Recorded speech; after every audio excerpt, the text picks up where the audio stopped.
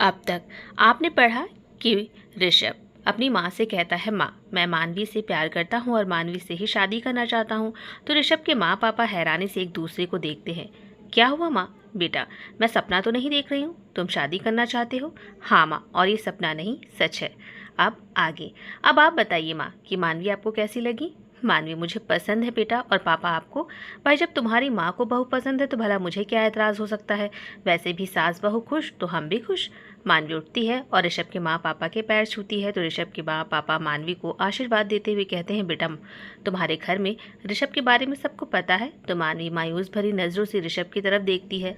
ऋषभ फिर मानवी के बारे में अपने माँ और पापा को बताता है। तो ऋषभ की माँ कहती है, मैं बहुत खुश नसीब हूँ कि बहू के साथ मुझे बेटी भी मिल गई। मानवी ऋषभ की माँ से अपने लिए बेटी शब्द सुनकर उसकी आंखें नम हो गई। ऋषभ के पापा कहते हैं, मानवी और ऋषभ की शादी जल्द से जल्द करा देनी चाहिए ताकि हमारी बेटी हमारे पास रहे। और ऋषभ अब तो हमारी भी टेंशन खत्म, जल्दी घर आओ, साथ बैठो, बातें करो। मेरी और तुम्हारी माँ की अब शिकायतें सारी तुमसे खत्म, क्योंकि अब हमारे साथ हमारी बेटी जो रहेगी। सभी की आंखें नम थी और खुशी भी थी। फिर सभी साथ बैठकर नाश्ता करते हैं। नाश्ते के बाद ऋषभ कहता है, माँ पापा आप अपना ध्यान रखिएगा, मैं फार्म हाउस जा रहा हूँ। सलोनी जी कहती है, ठीक है बेटा जाओ, और मैं शादी की तारीख के लिए पंडित जी से बात करती हूँ। माँ विवेक की शादी की तारीख के दिन ही अगर मेरी और मानवी की भी शादी हो जाए तो? अरे मैं तो चाहती हूँ अभी एक हफ्ते के अंदर ही शादी करा दूँ तुम दोनों की। और विवेक की शादी को तो अभी 20-22 दिन बचे हैं, अभी इतने दिन हम मानवी से दूर कैसे रहे? माँ आप भी ना। ऋषभ के पापा कहते हैं, बेटा तैयार हो जा माँ और बीबी के नखरे उठाने के लिए। माँ की तो तुम सुनते ही नहीं थे, और तुम्हारी माँ है कि हर पल बस मुझसे ही शिकायत करे कि आपका बेटा मेरी सुनता नहीं है, और अब सास बहू की नोकझोंक तुम्हें ही सुननी पड़ेगी। अब कहाँ जाओगे बच के? और यूँ हमसे नजरें फेर कर। ऋषभ ये सुन मुस्कुरा देता है, तो उसे देख सभी हंस पड़ते हैं। ऋषभ की माँ सलोनी जी कहती हैं, बेटा जरा मेरे साथ मेरे कमरे में चलो मानवी। तो मानवी ऋषभ की तरफ देखती है तो हल्के से मुस्कुराकर हाँ में सिर हिलाता है। तो मानवी सलोनी जी के साथ कमरे में जाती हैं। तो सलोनी जी अपनी अलमारी खोलती हैं और अलमारी में एक डिब्बी निकालती हैं। डिब्बी से चैन निकालकर मानवी के गले में पहनाते हुए कहती हैं, मानवी बेटा ये छोटा सा शगुन है तुम्हारे लिए। पर मैम क्या बोली तुम? Ma'am sorry aunty. बेटा तुम अब ऋषभ की सेक्रेटरी नहीं हो, मेरी बेटी हो, तो माँ हूँ अब तुम्हारी, और अगर दोबारा तुमने आंटी या मैम बोला ना तो मैं तुमसे नाराज़ हो जाऊंगी। मानवी सलोनी जी के गले से लग जाती है। कुछ देर बाद ऋषभ के पास मानवी और सलोनी जी आती हैं और फिर सभी बाहर गाड़ी के पास आते हैं। ऋषभ ड्राइवर से कहता है कि आज मैं गाड़ी ड्राइव करूंगा, आप रहने दीजिए। ड्राइवर हाँ में सिर हिलाते हुए पीछे खड़ी गार्ड्स की गाड़ी में बैठ जाता है। मानवी और ऋषभ गाड़ी में बैठते हैं और माँ पापा से बाय करते हैं, और ऋषभ गाड़ी स्टार्ट करता है और गाड़ी फार्म हाउस की ओर चल देती है। ऋषभ आगे था और पीछे उसकी गार्ड्स की भी गाड़ियां थी। सलोनी जी की आंखें नम देख ऋषभ के पापा कहते हैं, तुम औरतों का कुछ नहीं कर सकते हैं, खुशी और दुख दोनों में ही आपकी आंखें भीग जाती हैं। अब क्यों रो रही हैं? अब खुशियों के दिन आ गए हैं, बेटे की शादी की तैयारियां कीजिए। हाँ मैं खुश हूँ और बहुत ही धूमधाम से शादी करूंगी अपने बेटे की। आज ऋषभ के चेहरे की मुस्कुराहट देखकर बहुत अच्छा लगा। नहीं तो जब से आप पर हमला हुआ था ऋषभ बहुत खुश आ गया था, लेकिन अब सब ठीक है। भगवान का धन्यवाद करती हूँ और यही प्रार्थना उनसे करती हूँ मैं कि मेरे बेटे बहू को किसी की भी नज़र ना लगे, वो ऐसे ही हंसते और खुश रहें। इधर मानवी चुपचाप बैठी बस खिड़की के बाहर की तरफ देख रही थी और चुपचाप बैठी हुई थी। ऋषभ गाड़ी ड्राइव कर रहा था, वो बार बार मानवी को ही देख रहा था। बहुत देर हो गई जब मानवी कुछ नहीं बोली तो ऋषभ ने कहा, क्या हुआ मानवी? कुछ नहीं। तो मैं इधर बैठा हूँ और आप हैं कि बाहर की तरफ देख रही हैं? बस यूं ही। मानवी आप खामोश रहती हैं तो मुझे अच्छा नहीं लगता। नहीं खामोश नहीं हूँ, बस सोच रही हूँ कि इतने अच्छे लोग भी होते हैं क्या इस दुनिया में? आपके माँ और पापा दोनों ने मुझसे कोई सवाल नहीं किया कि कितनी पढ़ी हो, कौन से अनाथालय में थी और कोई है कि नहीं, कुछ भी नहीं पूछा। अपनी बहू और बेटी मुझे बना लिया पल में। मैंने ये सपने में भी कभी नहीं सोचा था कि मुझे इतना अच्छा प्यार करने वाला परिवार मिलेगा। कहते हुए मानवी का गला भर आया तो ऋषभ ने गाड़ी रोक दी। मानवी आपकी आंखों में आंसू मुझे बर्दाश्त नहीं होते। ऋषभ आप भी ना, ये खुशी के आंसू हैं। आप मुझसे इतना प्यार करते हैं, कभी बदल तो नहीं जाएंगे ना? मुझे छोड़कर कहीं नहीं जाएंगे ना? मानवी मैं कहीं नहीं जाऊंगा। अच्छा ठीक है, इधर आइए मेरे पास। मानवी खिसक कर ऋषभ के पास जाती है। क्यों रो रही हैं आप? डर लगता है मुझे। अब ऋषभ अपनी सीट बेल्ट खोलता है और मानवी को अपने सीने से लगा लेता है और कहता है, अब आप ऋषभ मेहता की हैं, सिर्फ मेरी हैं आप। और भले हमारी शादी नहीं हुई है पर आपका नाम मेरे नाम से अब जुड़ गया है, तो डर किस बात की? मैं हूं ना, तो फिर इतना सब सोचना क्यों? अब रोना बंद कीजिए। मुझे आपसे कोई अलग नहीं कर सकता है मानवी, कोई भी नहीं। और अगर किसी ने अलग करने की कोशिश भी की तो मुझसे बुरा कोई नहीं होगा। तभी खिड़की का शीशा कोई नॉक करता है तो शीशे पर गार्ड्स को देख मानवी ऋषभ से अलग होती है और उससे दूर होकर खिड़की के पास बैठ जाती है। ऋषभ खिड़की का शीशा नीचे करता है तो गार्ड्स कहता है, सर कोई दिक्कत, सब ठीक है ना? हाँ सब ठीक है जी सर, कहकर गार्ड चला गया। मानवी कहती है, अब चलिए यहाँ से। पीछे सारी गाड़ियां रुकी हैं और गार्ड्स भी आ गए हैं, और वैसे भी कहीं गोलियां चलने लगी तो? और क्या हमेशा ही ऐसे गाड़ियों का काफिला ऐसे हमारे पीछे चलते रहेंगे? ऋषभ मुस्कुराता है और कहता है, मानवी मेरा काम ही ऐसा है। ठीक है चलिए फिर। ऋषभ फिर गाड़ी स्टार्ट करता है। तभी कुछ दूर जाने के बाद बाहर बहुत भीड़ थी, रास्ता पूरा जाम था। ऋषभ गाड़ी रोकता है और मानवी से कहता है, मानवी यहीं बैठिएगा, मैं अभी आया, और गाड़ी से बिल्कुल भी उतरिएगा नहीं। कहकर ऋषभ गाड़ी से उतरता है। तभी गार्ड्स भी आ जाते हैं और ऋषभ से कहते हैं, सर आप गाड़ी में बैठिए, हम देखते हैं। जैसे ही ऋषभ गाड़ी में बैठने जाता है तो देखता है कि मानवी के मुंह पर रुमाल और उसके सर पर बंदूक लगा एक आदमी खड़ा हुआ था। ऋषभ फौरन अपनी जेब से गन निकालता है और गार्ड्स भी अलर्ट हो जाते हैं। वो आदमी कहता है, गोली चलाने की बिल्कुल भी भूल मत करना, वरना मैं तो मरूंगा ही और मेरे साथ ये भी मरेगी। इसीलिए अपनी गन नीचे कर दो और अपने गार्ड्स को भी बोलो कि गन नीचे करे। ऋषभ अपनी गन नीचे करते हुए गार्ड्स को भी गोली चलाने से मना कर देता है। मानवी के मुंह पर बेहोशी की दवा वाला रुमाल मुंह पर लगा हुआ था जिससे मानवी बेहोश हो चुकी थी। तभी एक गाड़ी रुकती है और वो आदमी जल्दी से मानवी को लेकर गाड़ी में बैठ जाता है और गाड़ी तेज रफ्तार से वहां से निकल जाती है और जो भीड़ थी वो भी अब खत्म हो चुकी थी। ऋषभ जल्दी से गाड़ी में बैठा और उस गाड़ी का पीछा करने लगा, पर ऋषभ उस गाड़ी के पास पहुंच नहीं पाया क्योंकि देखते देखते ऋषभ की आंखों से वो गाड़ी ओझल हो गई। ऋषभ गाड़ी रोकता है, चारों तरफ देखता है, पर उसे सिर्फ सुनसान रास्ते के अलावा कुछ भी नहीं दिखाई दे रहा था। ऋषभ वहीं बीच सड़क पर घुटनों के बल बैठ जाता है और जोर से मानवी चिल्लाता है।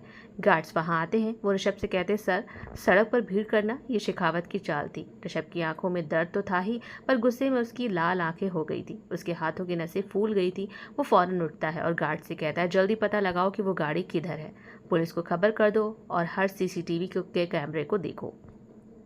ऋषभ मानवी को ढूंढने लगा हर जगह, और इधर मानवी एक कमरे में बेड पर बेहोश लेटी हुई थी। कुछ देर बाद उसे होश आता है तो वो उठकर हड़बड़ाहट में बैठती है तो अपने आप को कमरे में देख वो ऋषभ को याद करने लगती है। मानवी खुद से ही कहती है, मैं कहाँ हूँ? तभी कमरे में शेखावत आता है और मानवी डर से खड़ी हो जाती है। मानवी को शेखावत ऊपर से नीचे देखने लगा। मानवी को बहुत अजीब लगा, उसे उस आदमी का खुद को ऐसे घूरना अच्छा नहीं लग रहा था और वो डर गई थी। शेखावत कहता है, तो तुम हो ऋषभ के अनमोल खजाने की चाबी, चाबी या फिर खजाना, दोनों ही हो तुम। मानवी बहुत घबरा गई। वो समझ गई कि ऋषभ का कोई दुश्मन है जो यहाँ मानवी को लेकर आया है, पर वो चुपचाप खड़ी हुई थी। तभी शेखावत कहता है अपने आदमी से कि सारी तैयारी करो, पंडित को बुलाओ, आज ही मैं इस लड़की से शादी करूंगा। तो शेखावत का आदमी बोला, सर पर आप तो पहले से ही शादीशुदा हैं। तो गुस्से में शेखावत आदमी की तरफ घूर कर देखता है तो वो नजरें नीचे करते हुए कहता है, ठीक है सर, मैं सारे इंतजाम करता हूँ। फिर शेखावत चला जाता है वहाँ से। मानवी इधर परेशान थी, उसे समझ ही नहीं आता कि वो अब क्या करे। कुछ देर बाद एक औरत कमरे में आती है, उसके हाथों में लाल जोड़ा था। मानवी तो चुप ही थी, वो उस औरत से कोई सवाल नहीं करती है, बस चुपचाप उसे देखती है। वो औरत कहती है, जल्दी से कपड़े चेंज कर लो, ये लहंगा पहन लो। मानवी कहती है, मुझे नहीं पहनना ये कपड़े, ले जाओ इसे यहाँ से। अरे क्यों जिद करती हो, पहन लो, वरना वो तुम्हें जान से मार देगा। जिद मत करो, चुपचाप पहनो। तभी कमरे में घबराती हुई एक लड़की आकर मानवी के पीछे छुप जाती है और कहती है, प्लीज़ दीदी मुझे बचा लो। तभी शेखावत के आदमी कमरे में आते और उस लड़की का हाथ पकड़कर कमरे से बाहर ले जाते हैं।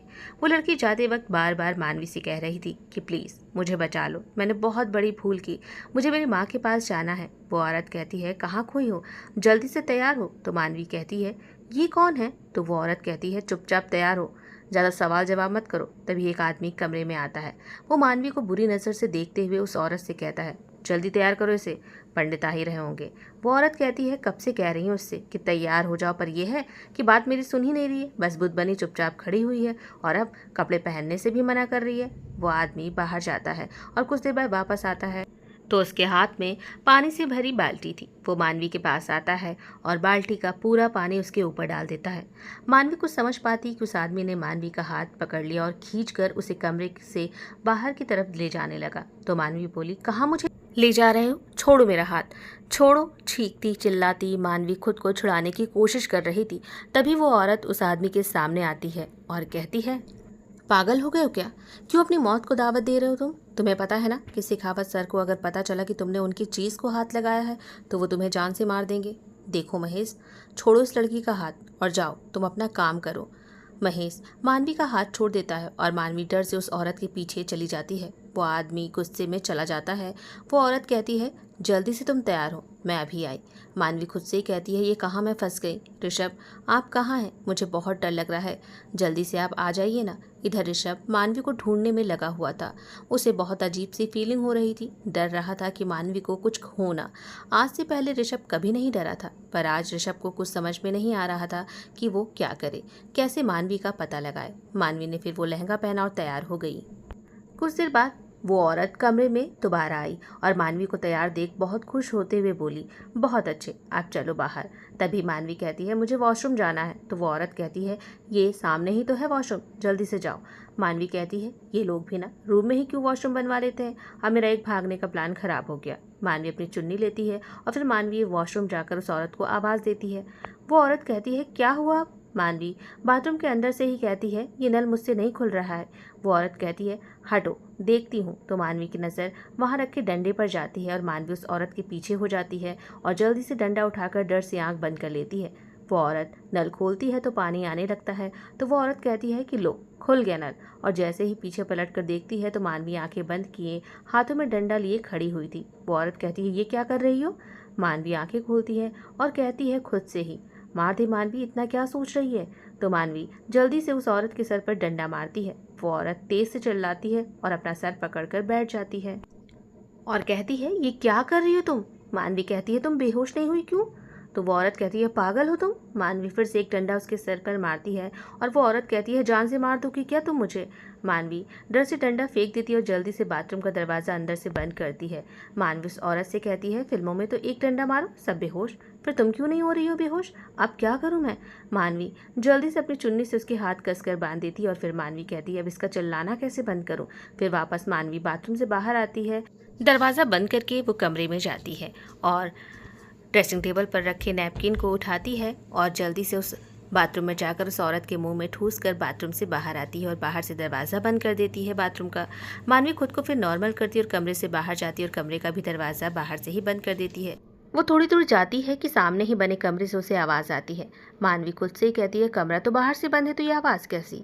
मानवी कमरे के पास जाती है, दरवाजे की कुंडी खोलकर जैसे अंदर झांकती है तो कई लड़कियां वहां बैठी रो रही थी। मानवी अंदर जाती है और उन लड़कियों से कहती है, क्या हुआ, तुम सब यहाँ और रो क्यों रही हो? तभी वही लड़की बोलती है जो मानवी से कुछ देर पहले बचने को कह रही थी, दीदी हम सबको यहाँ कैद करके रखा गया है, प्लीज़ बचा लो। तभी एक आदमी आता है तो वो मानवी को देख कहता है, ये क्या कर रही हो? तो मानवी कहती, तुम कैसे लापरवाह हो, बाहर ताला लगाना चाहिए तो तुम कुंडी लगा दिए, ऐसे तो ये भाग सकती हैं। बताऊँ क्या तुम्हारे बॉस को कि तुम बहुत लापरवाह हो? जाओ जल्दी से ताला चाबी लेकर आओ। वो आदमी हाँ में सिर हिलाता है और बाहर जाता है। मानवी उस लड़की से कहती है, देखो मुझे तो नहीं पता कि बाहर का रास्ता कहाँ है, पर तुम लोग कैसे भी करके पता लगाओ कि बाहर का रास्ता है कहाँ, और कोई भी लड़की बाहर गई तो सब बच जाएंगे, तुम किसी की मदद से पुलिस को यहाँ ले आना। कहकर मानवी कमरे से बाहर आती है और लड़कियों को बाहर आने का इशारा करती है। फिर मानवी सीढ़ियों से नीचे जाती है तो सामने दरवाज़ा देखकर वो खुश हो जाती है, पर बंद दरवाजे को देख उदास भी होती है। वो वहीं रखे सोफे पर बैठ जाती है। कुछ लड़कियां भी हिम्मत दिखाकर बाहर आती और जगह देखकर छुप जाती हैं। बाहर से दो आदमी आते हैं तो मानवी को देख कहते हैं, यहाँ क्यों बैठी हो? मानवी कहती है, मुझसे किसी ने कहा था कि तैयार होकर बाहर बैठो, पंडित जी आ गए हैं। ठीक है चलो कमरे में, अभी शेखावत सर किसी काम से बाहर गए हैं, आधे घंटे से आएंगे। कहकर दरवाज़ा बंद कर आदमी मानवी के पास आकर कहता है, चलो अब मेरे साथ। मानवी वो लड़कियों को देखती है तो ठोकर खाने का बहाना कर वो बैठ जाती है और तेज से चिल्लाने लगती है और कहती है, बहुत ज़ोर से लगी है। आदमी कहता है, ये सीमा कहाँ मर गई, उसे बुलाओ। मानवी डर जाती है सीमा नाम सुनकर और तेज तेज से रोने लगती है। तो सभी आदमी मानवी के पास आते हैं और कुछ लड़कियां दरवाजे के पास जाती हैं और धीरे से दरवाज़ा खुलकर बाहर भागने लगती हैं। तभी एक आदमी की नज़र उन पर पड़ती है तो वो आदमी कहता है, अरे लड़कियाँ भाग रही हैं। सभी आदमी उन लड़कियों के पीछे भागते हैं। मानवी उन्हें भागता हुआ देख खुश होती है। तभी वो आदमी आता है जिसने मानवी पर पानी डाला था, यानी महेश। वो मानवी को देख कहता है, तुम बहुत होशियार बनने की कोशिश कर रही हो। कहते हुए वो महेश मानवी का हाथ जोर से पकड़ता है। चलो तुम्हें आज सबक सिखाता हूँ। मानवी ने अपनी पूरी ताकत लगाकर महेश को खुद से दूर ढकेल दिया। मानवी दरवाजे की तरफ भागी तो उस महेश ने मानवी के लहंगे पर पैर रख दिया तो मानवी आगे नहीं बढ़ पाई। उसने मुड़कर देखा तो उस आदमी की लाल आंखें देख मानवी डर जाती है। मानवी ने अपना लहंगा खींचा ताकि उसके पैर से लहंगा हट जाए और वहीं हुआ, वो धड़ाम से नीचे गिर गया और मानवी जल्दी से बाहर आई। वो आदमी हंसता और कहता है, कहाँ जाओगी? आगे जंगल है, शाम हो गई है और तुम ज़्यादा दूर अंधेरे में भाग नहीं पाओगी। तभी कुछ आदमी भागी हुई लड़कियों को लेकर आते हैं। तो महेश कहता है मिल गई सब? तो वो लोग कहते हैं नहीं भाई, 2 लोग नहीं मिली, बाकी को हमने ढूंढ लिया है। तो महेश कहता है वो भी मिल जाएंगी। इन लोगों को कमरे में बंद करो और चलो मेरे साथ। इधर मानवी अपना लहंगा पकड़े भाग रही थी। पीछे मुड़कर वो देखती नहीं है, बस वो तेजी से भाग रही थी। जब हिम्मत हार गई तो वो ज़मीन पर बैठ गई और रोने लगी और ऋषभ को याद करने लगी। ऋषभ, आप कहाँ हैं? अब और मैं नहीं भाग पाऊंगी। फिर खुद से ही मानवी कहती है मानवी, कैसे भी करके यहाँ से निकलना ही होगा। अगर अंधेरा हो गया तो? मानवी डर से उठी और भागने लगी। कभी लहंगा संभालती तो कभी आंसू पोंछती अपने, तो कभी पीछे मुड़ मुड़कर देखते हुए भागे जा रही थी। भागते भागते वो जंगली एरिया की ओर आ गई। तभी मानवी तेजी से दौड़ने लगती है क्योंकि महेश अपने आदमियों के साथ उसके पीछे आ रहा था। हे भगवान, प्लीज़ मेरी मदद करिए, इनसे बचा लीजिए। ऋषभ, आप कहाँ हैं? मन ही मन भगवान को याद करती हुई वो बिना रास्ते को देखे आगे की ओर दौड़े जा रही थी। ठीक उसी के कुछ दूरी पर कई सारे आदमी थे, हाथों में गन पिस्टल लिए, जो उसके पीछे दौड़े आ रहे थे। मानवी रोते हुए आगे बढ़ती जा रही थी, पर वो अब बहुत थक चुकी थी। एक तो नंगे पाँव थी और अब उसके पैर ने और दौड़ने से भी जवाब दे दिए। अब और हिम्मत नहीं थी उसमें भागने की। उसकी आंखों के सामने अंधेरा छाने लगा और जैसे ही वो गिरने को हुई तो 2 मजबूत हाथों ने मानवी को थाम लिया। वो कोई और नहीं, ऋषभ था। और पीछे आ रहे आदमी अचानक से रुक जाते हैं। महेश ने कहा, कोई गोली मत चलाना, ये लड़की मुझे जिंदा चाहिए। वो सभी मानवी की तरफ बढ़ने लगे। ऋषभ ने मानवी को अपनी बाहों में लिया और एक हाथ से मानवी को पकड़ लिया और दूसरे हाथ से गन निकाली और शूट करने लगा। वहाँ उसके गार्ड्स भी थे, वो भी गोलियां चलाने लगे। ऋषभ ने मानवी से कहा, मैं आ गया हूँ मानवी, पर मानवी बेहोश हो चुकी थी। सभी आदमी मर चुके थे। ऋषभ कहता है अपने गार्ड से, जाओ तुम लोग उन लड़कियों को बचाओ। और कुछ गार्ड्स के साथ वो मानवी को अपनी गोद में उठाए चलने लगता है। तभी बादल गरजने लगते हैं तो गार्ड्स कहते हैं, सर संभल कर, बारिश शुरू हो जाएगी तो हम जंगल से निकल नहीं पाएंगे। हाँ, तुम बस टॉर्च दिखाते रहो। तभी बारिश शुरू हो जाती है। बारिश की बूंदें मानवी के चेहरे पर पड़ने से उसे होश आता है। अंधेरा देख मानवी चिल्लाती है, कहती है, कौन हो तुम? तो ऋषभ कहता है, मानवी मैं हूँ। ऋषभ फिर गार्ड से कहता है कि टॉर्च की रोशनी मेरे चेहरे पर करो, लेकिन आवाज़ से ही मानवी समझ जाती है कि ये कोई और नहीं ऋषभ है। मानवी कस कर ऋषभ को पकड़ते हुए कहती है, आप आ गए? हाँ मानवी, मैं आ गया। ठीक है, मुझे जल्दी से अब नीचे उतारिए आप, अगर आप फिसल गए ना इस बारिश में तो। मानवी ऋषभ की गोद से जिद करके उतरती है, पर ज़मीन पर पैर रखते ही वो लड़खड़ाती है तो ऋषभ उसे थाम लेता है।